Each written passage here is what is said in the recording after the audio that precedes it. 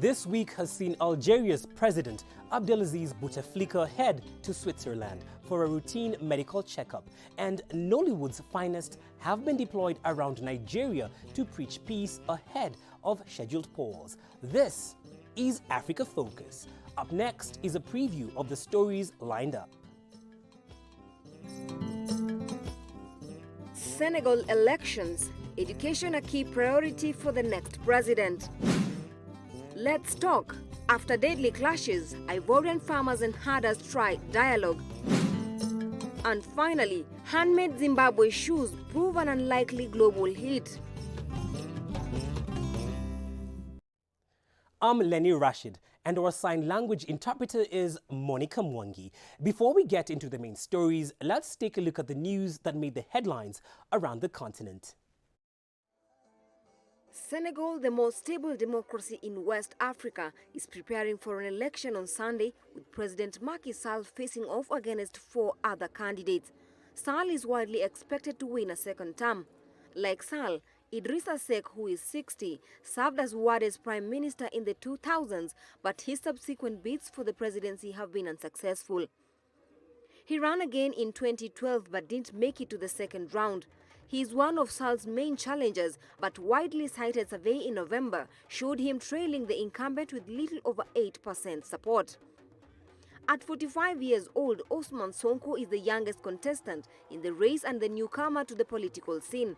His relative youth plays to his advantage in Senegal, where more than 60% of the population is under 25 and anxious for change. Madické Niang, who is 66, is seen as having the least chance of winning the upcoming vote. A longtime member of the PDS, Niang was a loyal supporter of former President Wade and served as a minister in his government for many years. South African double Olympic 800-meter champion Caster Semenya arrived at the Court of Sport Arbitration in Lausanne, Switzerland for the start of a crucial hearing. The athlete is challenging in front of sport's top court a ruling of the International Association of Athletics Federation that will force hyperandrogenic female athletes, that is, athletes who have naturally high levels of testosterone, to take drugs to lower this level before being allowed to compete in races from 400 meters to 1 mile. Testosterone is a hormone that increases muscle mass, strength and hemoglobin, which affects endurance. According to the IAAF, hyperandrogenic athletes are de facto favored and will have to lower their level to preserve fair competition. The South African Athletics Federation is supporting Semenya, saying that such a rule is negation of Semenya's basic human rights.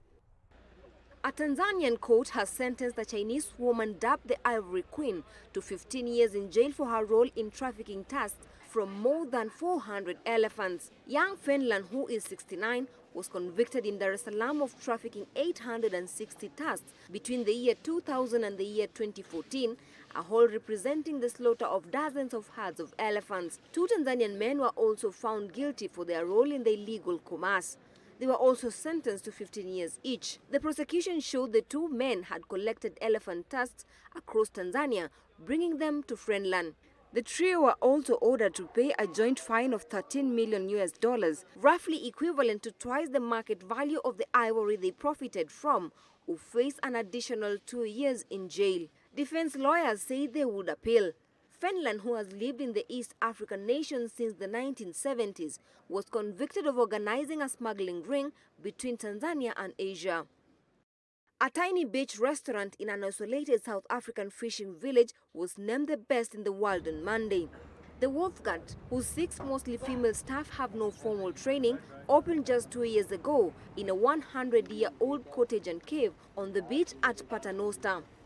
Its 7-course tasting menu cost equivalent of €53, a fraction of what you would pay at a top-per-head table. But its humble setting and back to basic cooking won over the judges at the inaugural World Restaurant Awards in the French capital. Nigeria Africa's most populous nation and a leading oil producer is heading to the polls as the tight race between outgoing President Muhammadu Buhari and opposition leader Atiku Abubakar, a former vice president, comes to an end. Analysts are split over who will win Saturday's ballot, which is the 6th in 20 years since Nigeria returned to democracy after decades of military rule. Over 84 million people are registered to vote, which has been taken as a sign of Nigeria's developing democracy. Nigerians are heading to the polls to choose a president. Incumbent leader Muhammadu Buhari and his APC party hope his record in office can help him clinch a second term. We made tremendous progress, as I mentioned, by those who told you what this administration is doing on security, economy, and fighting corruption. 76-year-old Buhari is running against 72 other candidates. But his main challenge comes from Atiku Abubakar, a former vice president who's leading the opposition's People's Democratic Party. A wealthy businessman, Abubakar is pledging to turn Nigeria's economy around and restore security to a country still plagued by ongoing violence at the hands of Boko Haram Islamists. APC said they are going to secure this country. When they came, we had insecurity in only the northeast. Today, we have insecurity in the northwest and north central. Despite Nigeria being Africa's leading oil producer, the country is also home to the most people living in extreme poverty in the world. In the streets of the economic capital Lagos, voters are wary of campaign promises. We don't have food, we don't have job. Some people, they are homeless.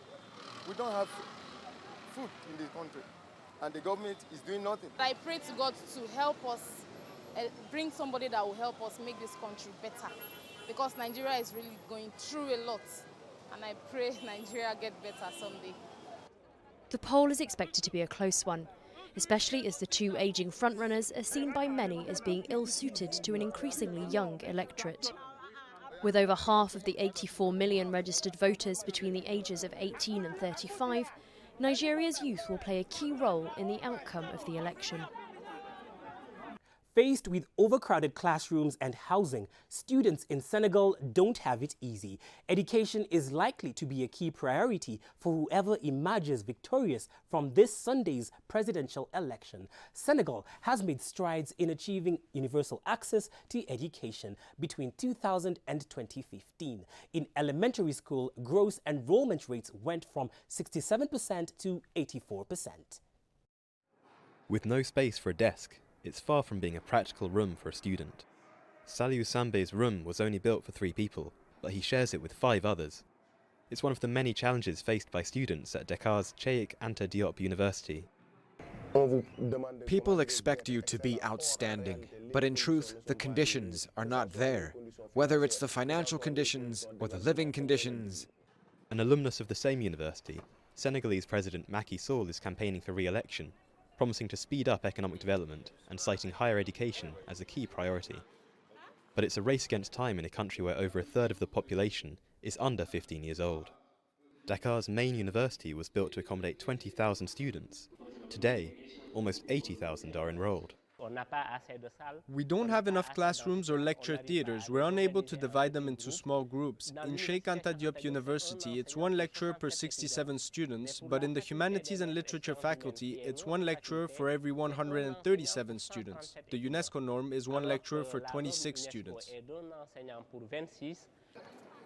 Some university officials say improvements have been made in recent years. They point to the creation of accommodation for an additional 4,000 students, as well as the renovation of lecture theatres and dining hall.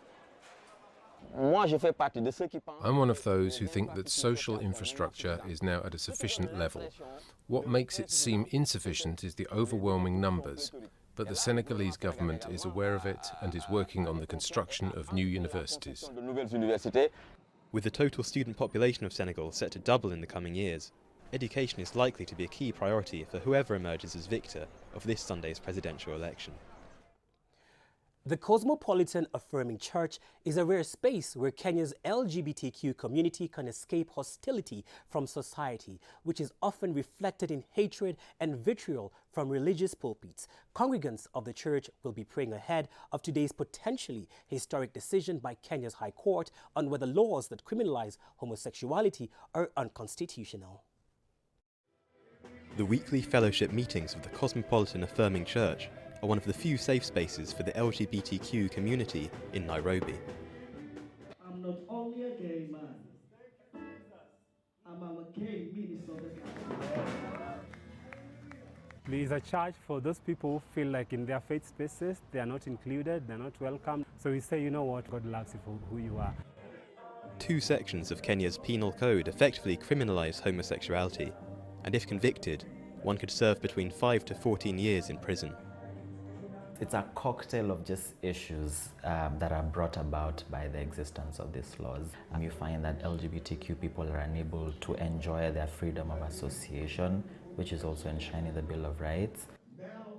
Because there is no law protecting you and the law is against you, you fear blackmail, violence, rape. Kenya's High Court is due to rule on a petition to repeal these laws, but activists believe that even if the ruling is favourable, it will be a short-lived win. It is likely that that ruling will be appealed, and then it will probably just go all the way to the Supreme Court. The court's decision won't just impact the members of this church, but could also reverberate across the continent. Homosexuality is illegal in 34 other African countries. I'll have you know that the landmark court ruling will be made today. Make sure you catch next week's episode of Africa Focus to find out on the court's verdict. Now, South African scientists have discovered a baboon spider. Discovered in Angola, the arachnid has a one-of-a-kind feature, an unusual horn-like protrusion on its back. Researchers first came across the odd-looking spider in 2015. Let's take a look. South African researchers have revealed the discovery of a new species of spider with an unusual horn-like protrusion on its back from the forest of central Angola, considered the first of its kind. Named Ceratogerias atonitifera, the arachnid belongs to the group known as the horned baboon spiders that poses a type of protuberance, but nothing like the softer and longer protrusion of this species. Researchers first came across the odd-looking spider in 2015 when collecting specimens as part of surveys done in the Okavango catchment straddling Angola, Namibia and Botswana. Several female specimens from the Miombo forest of central Angola were collected out of burrows for the Okavango Wilderness Project. Surprisingly, locals were able to furnish experts with information on the biology and behavior of the spider they had long dubbed as Chandachuli. South African researchers have only sketched the description of their new specimen, but remain unsure of the horn function. God's creations never cease to amaze. Coming up after the break. Coming up, South African divers risk it all in the illegal search for abalone. Time to pay some bills. Don't go away. We'll be right back.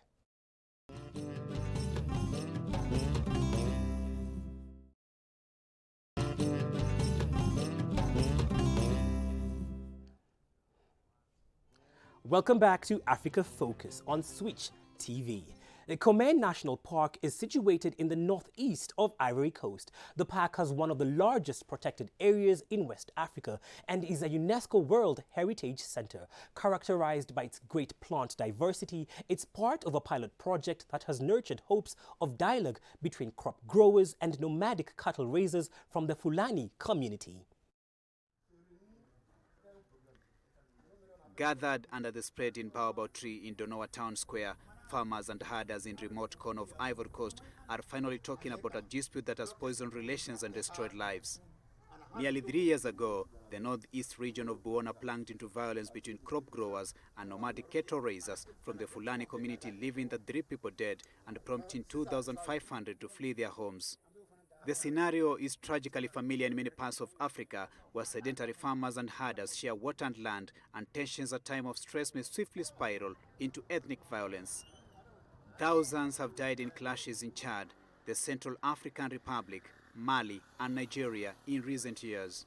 But in Bona, a pilot project part of a scheme to protect the coveted Comoé National Park has nurtured hopes of dialogue that will head off future bloodshed.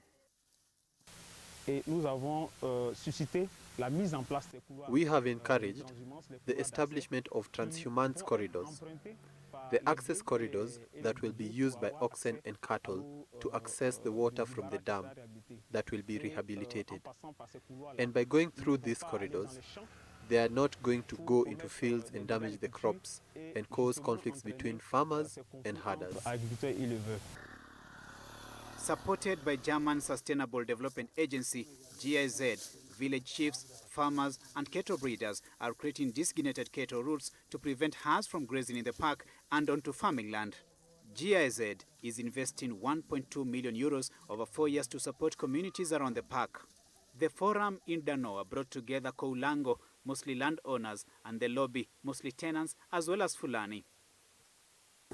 When you plant things throughout the year and cattle come to graze it, it's painful. Comoé National Park is a World Heritage Site and one of West Africa's largest protected areas, known for its plant and animal diversity. Fed by Comoé River, it is home to shrub savannas and thick rainforest, usually found much further south. There is some common ground, little by little. They are slowly getting along because they now hold regular meetings between farmers and herders, which wasn't the case in the past. Today, landowners have given space for grazing. It's convenient for us because there are corridors for animals. All this made it possible for us to slowly get along. The project also aims to share management of water points between local communities, including herders, landowners, renting crop farmers, and local businesses or teachers. Traveling herders pay a higher rate for water access, 23 euros per month per herd, compared to locals who are charged 3 euros. In South Africa, fishermen are risking their lives to illegally harvest abalone, a valuable seafood found along the country's coastline, to sell to Asian crime syndicates. Overfishing started affecting abalone stocks as early as the 1950s, but it was not until the mid-1990s that rampant poaching began to take a grave toll. In Shanghai, one restaurant recently charged $14,000 for a dish of 8 called half-headed abalones with frozen sake. These fishermen brave cold, shark-infested waters to harvest this valuable but protected sea creature. Abalone is a delicacy in parts of Asia, and here in South Africa, the seafood is at the heart of a transnational illicit trade network. But as anti-poaching efforts intensify, these men fear for their lives. It's like a threat for me also now, because I'm shooting at us now. But what can I do? I must go on, it's my life. I lost a cousin. Unfortunately, my life must just go on, because else my kids is gonna go hungry. The level of force used by marine law enforcement inspectors is being questioned. In August, protests erupted in the Hungberg community after a young fisherman went missing at sea. The community believe he was shot by an anti-poaching inspector after bullet holes were found in his boat and his body was never recovered. If I can justify, the force level I used, then it's legal. Simple example is I can respond with whatever they are threatening me with. So if my life is in danger, if they're trying to ram me with a vessel, then we, by all means, allowed to use deadly force. Soaring unemployment rates and ongoing socio-economic ills turn young fishermen to poaching. A successful harvest can earn a diver up to $690, roughly 3 times the monthly minimum wage. In Hong Kong, the seafood delicacy can reach prices as high as $12,000 per kg. But conservationists fear poachers are wiping out the population and warn that their illicit income will soon run dry. If we're not successful with preventing the poaching, then eventually we'll reach a point where both abalone and rock clubs are so heavily depleted that, again, those people will be out of work. So we really do need to find a way of creating viable, sustainable, meaningful employment opportunities for those people that are currently engaged in poaching. According to Wildlife Trade Monitoring Network, Traffic, the black market trade is organized by Asian crime syndicates and in some cases local street gangs. It also reports that 9.6 million abalone were poached in 2016 alone, the highest levels of poaching recorded in the last 20 years. On Africa Focus, we love hearing from you, so make sure to get interactive with us on our various social media pages. Thank you for keeping us company on this exciting journey. Enjoy the rest of your viewing.